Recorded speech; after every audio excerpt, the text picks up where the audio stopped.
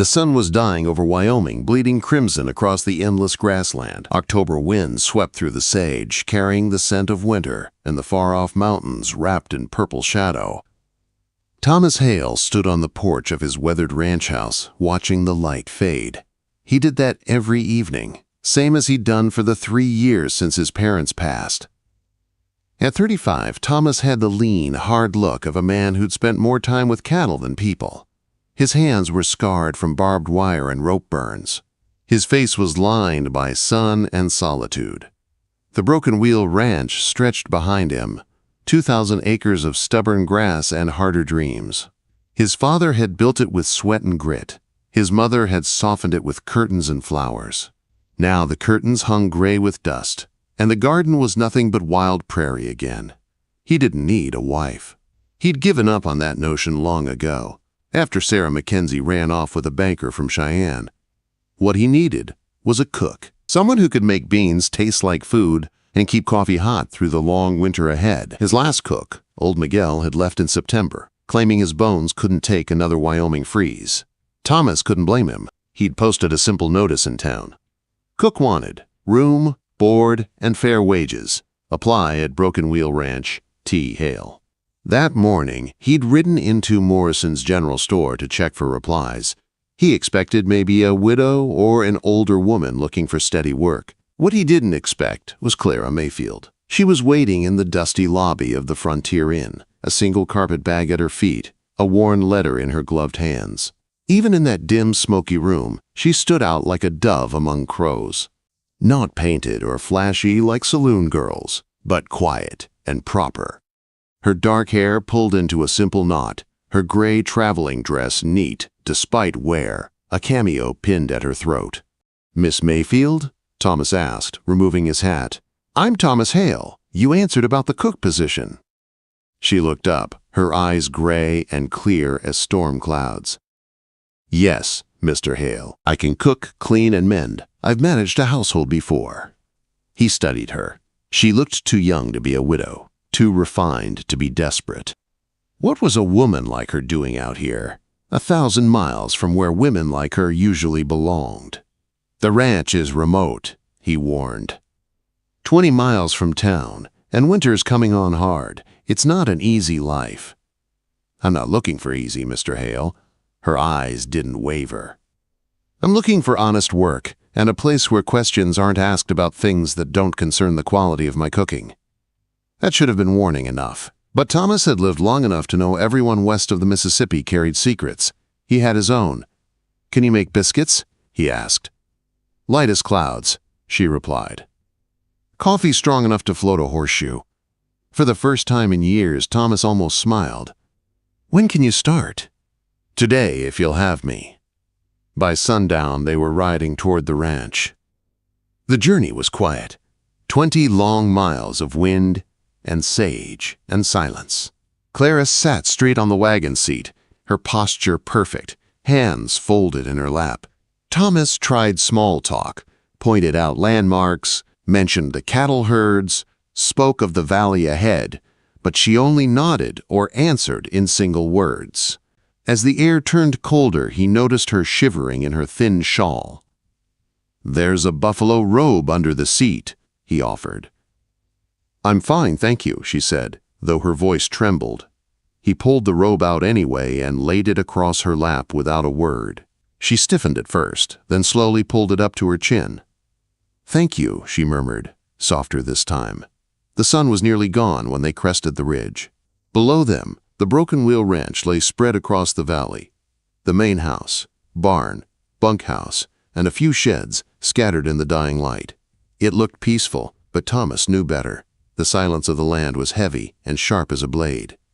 "It's remote," Clara said at last. "That bother you?"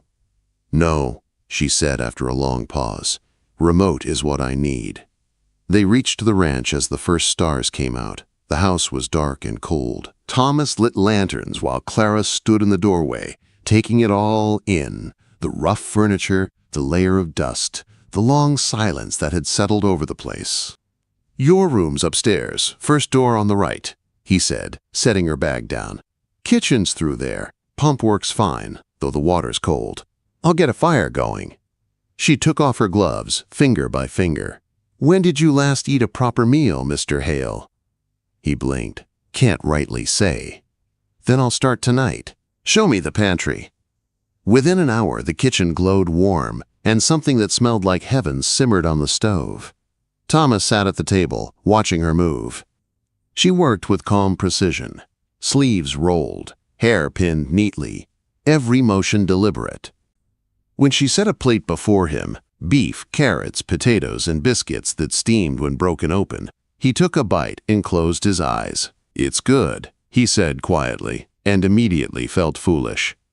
"Eat," she replied with a faint smile. "You look like a man who's forgotten how." Quote.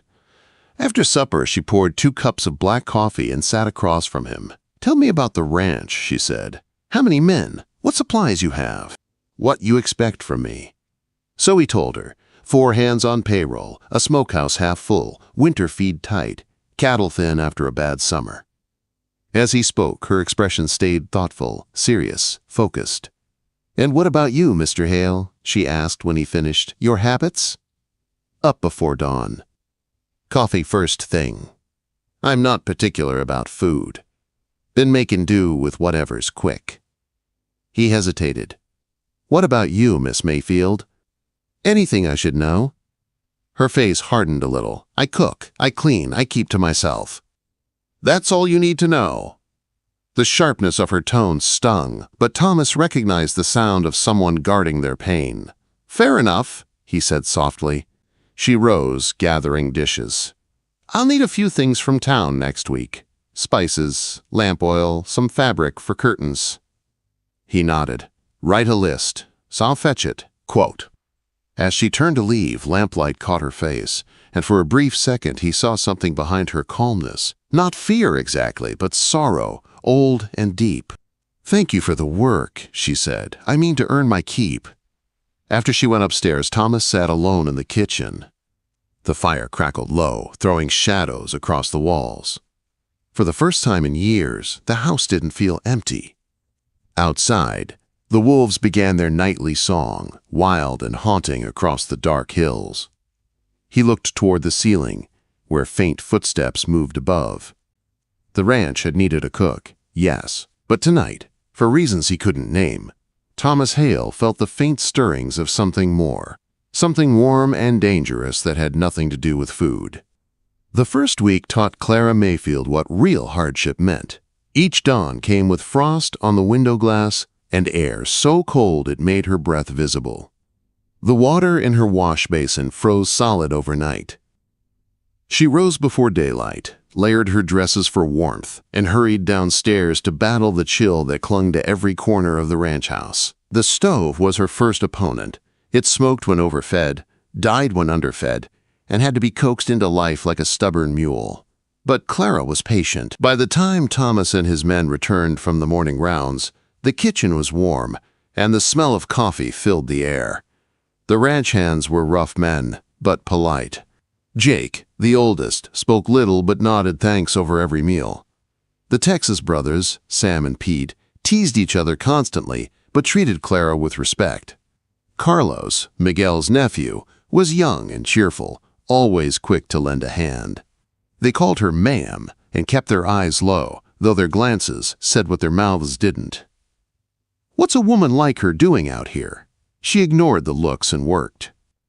From sunrise to dark, her hands never stopped, hauling water, scrubbing floors, baking bread, mending shirts, feeding men who barely spoke but always cleaned their plates.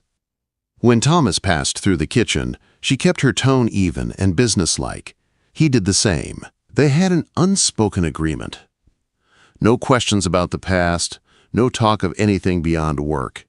But Thomas noticed things. He noticed how her gloves hid bandaged palms, how she fought the rusty well pump with raw hands that bled through the fabric. He noticed she never complained. On the third evening, he appeared in the kitchen doorway, a small tin of salve in his hand. "For your hands," he said. "They're fine." "No, they're not." His voice was firm but kind. "City skin won't last a Wyoming winter. Use it." She hesitated, then took the tin. "Thank you." "You're a stubborn man, Mr. Hale." His lips twitched, so they say. The wind was another enemy. It moaned through every crack in the house, slipping under doors, carrying dust that settled on everything. Clara learned to stop fighting it. Clean in Wyoming was never more than a moment between dust storms. The first real storm came suddenly. One minute, the sky was clear blue. The next, it turned the color of rust. The wind howled, and the air thickened with grit. Clara barely made it inside before the dust hit like a solid wall. The house shook as if angry at being buried. For hours, they could do nothing but wait. When the storm finally passed, Thomas and the men stumbled in, covered head to toe in red dirt. Clara had coffee waiting. Jake grinned through the dust. "Welcome to Wyoming, ma'am." That night, when the men had gone to the bunkhouse, she sat at the kitchen table, her strength finally giving out. Quiet tears fell. Not of fear, but exhaustion. She had left behind a world of fine manners and polite cruelty. She had come west for peace and work, but she hadn't expected the land itself to test her so fiercely. Then she heard music. A fiddle, faint and mournful, coming from the main room. The tune was slow, old, full of longing and memory. She rose and followed the sound. Thomas stood by the cold fireplace, eyes closed, bow gliding across strings worn with use. He didn't notice her at first. When he finished, she said softly, "That was beautiful." He looked up, startled. "Didn't mean to wake you." "You didn't. It's sad." Quote. He nodded. "Most things worth remembering are." She thought of her mother's piano, sold to pay debts. "I used to play too," she said. "Sing, mostly." "You should again." She smiled faintly.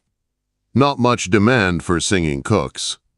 "There's demand enough here," he said, then turned back to the fire. After that night, something shifted between them. The silences grew less heavy. She found herself humming while she worked. Sometimes, when she thought she was alone, she sang softly, lullabies her grandmother had taught her. One evening, as she kneaded bread, her voice rose clearer, stronger. "Sleep, my child, and peace attend thee." All through the night. When she finished, the kitchen seemed strangely still. She turned and froze.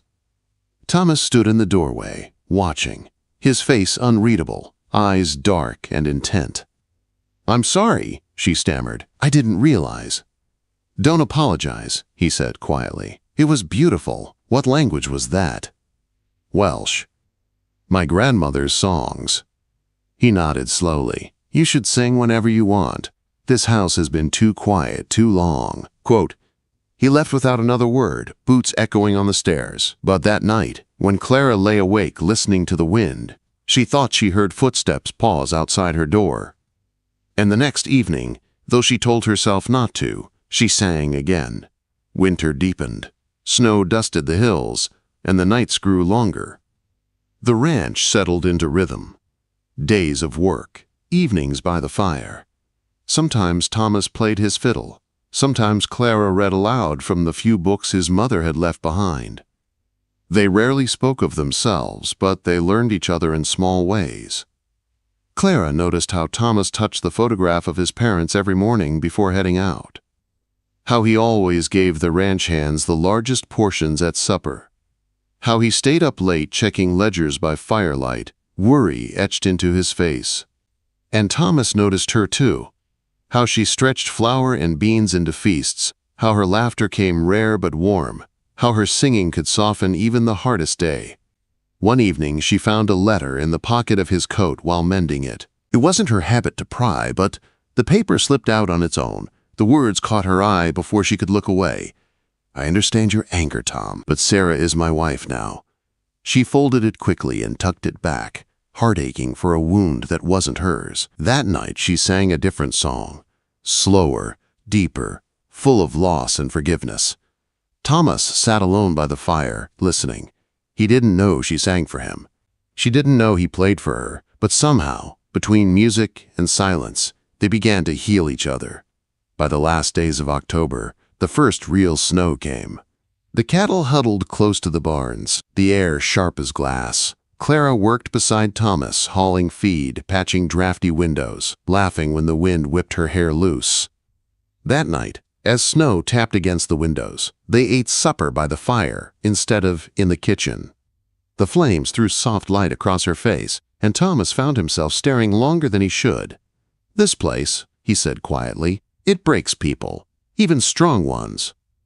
Takes everything and gives little back." Quote. She looked at him steadily. "Would it have changed anything if you'd told me that before I came?" He considered it. "No. I don't suppose it would." She smiled faintly. "Then I guess we're both too stubborn to quit." As she rose to clear the dishes, she hesitated and laid a hand on his shoulder, gentle and brief. "We'll manage, Thomas." He looked up sharply, his name on her lips stirring something fierce and unfamiliar in him. "Thomas," she repeated, softer. Outside, snow began to fall harder, blanketing the world in silence. Inside, by the glow of the fire, a lonely rancher and a woman with too many secrets found themselves warming to something neither had planned or dared to name. The storm came 3 days before Christmas, a blizzard fierce enough to make the world vanish in white. When Clara woke that morning, her window was rimmed with ice, and the house groaned under the wind's weight. She dressed fast, breath clouding in the air, and hurried to the kitchen. The stove had gone cold. The water bucket was frozen solid. Thomas was already up, face half hidden under a layer of frost, his coat white from snow. "Lost sight of the herd," he said. "They've drifted toward the north pasture. If they reach the gulch, we'll lose half by morning." "In this storm?" she asked, her voice catching. "No choice. They'll freeze if we don't move them." He gulped the coffee she'd managed to heat and pulled on his gloves. The men came stamping in from the bunkhouse, their faces already raw from cold. Jake, Sam, Pete, and Carlos, all bundled to the ears. Clara filled their cups and pressed warm biscuits into their hands. Thomas's eyes met hers across the table. "Keep the lamps burning," he said. "We'll follow the light back." Then they were gone, swallowed by the white void beyond the porch. For hours, Clara fought the cold alone. She kept the fire roaring, the coffee boiling, soup simmering on the stove. Every few minutes she checked the window, but the world outside was nothing but a wall of snow. The wind screamed like a living thing, shaking the shutters and howling down the chimney. Noon came. Then, afternoon. Still no sign of them. She tried to read, to sew, to pray, but her thoughts always turned to the men out there, and to Thomas. Somewhere beyond that white curtain, he was fighting for his cattle, maybe for his life. By 4 o'clock, fear took over reason. She threw on his mother's heavy buffalo coat, tied a rope around her waist, and fastened the other end to the porch rail. "Just to the barn," she told herself. She stepped into the storm, and the world disappeared. Snow hit her face like needles. Wind roared so loud she couldn't hear her own cries. She could barely see her feet. The rope went taut in her hands, her only link to life. She made it maybe 20 paces before panic seized her. The barn was nowhere in sight. Every direction looked the same. White, endless, cold.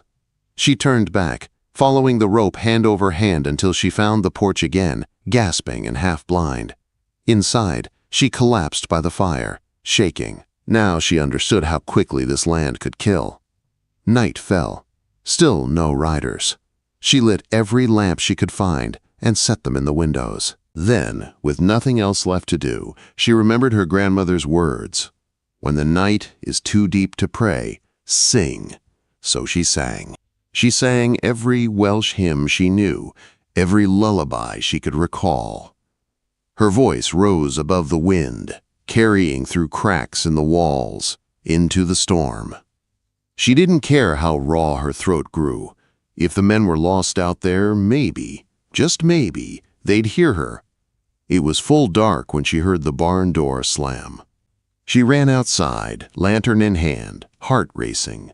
Through the swirling snow, shapes appeared, horses first, then men, frozen, staggering, but alive. Thomas led them, his face white with frost, his eyes glazed from exhaustion. They stumbled into the kitchen, half frozen, their clothes stiff as armor. Clara worked without thinking, tearing off boots, pouring hot coffee, wrapping hands in towels. Jake's beard was full of ice, Sam and Pete shook like leaves, and Carlos's lips were blue. "Where's Carlos?" she asked suddenly, realizing he was missing. "Coming," Thomas rasped. "Stayed behind." Calf stuck in a drift. A moment later, the door burst open. Carlos stumbled in, carrying a half-dead calf wrapped in his coat. He dropped to his knees near the stove, gasping. Clara grabbed feed sacks and began rubbing the calf's legs until it kicked weakly. Hours later, the men thawed. The calf lived.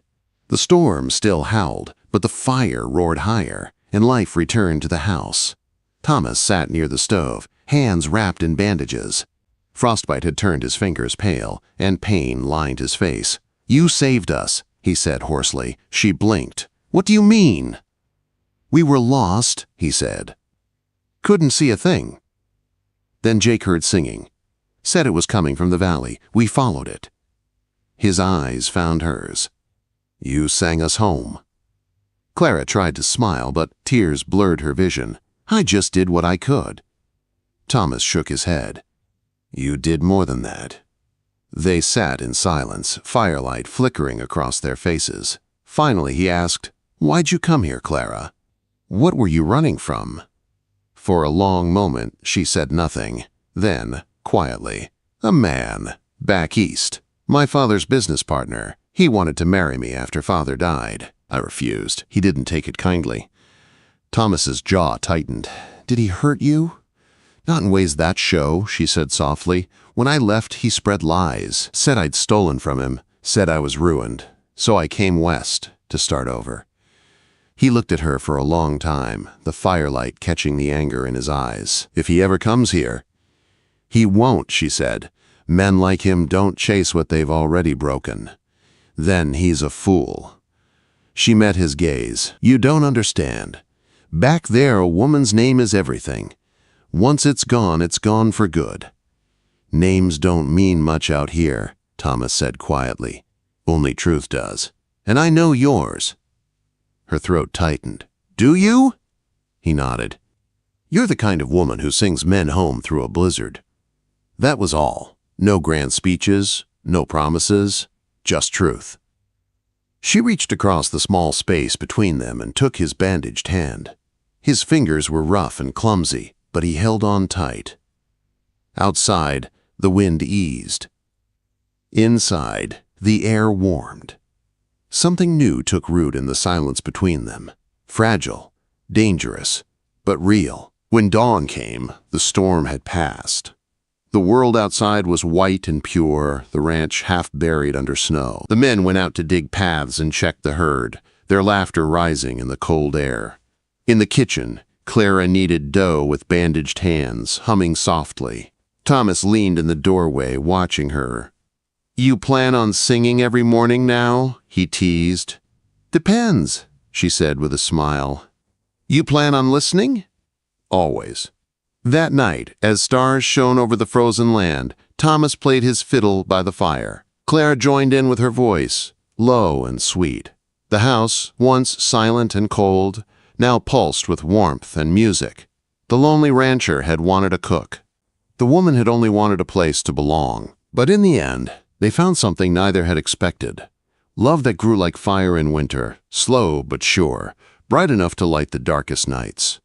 Outside, the wolves sang in the distance, but inside the Broken Wheel Ranch, two hearts finally rested, no longer lost, no longer alone.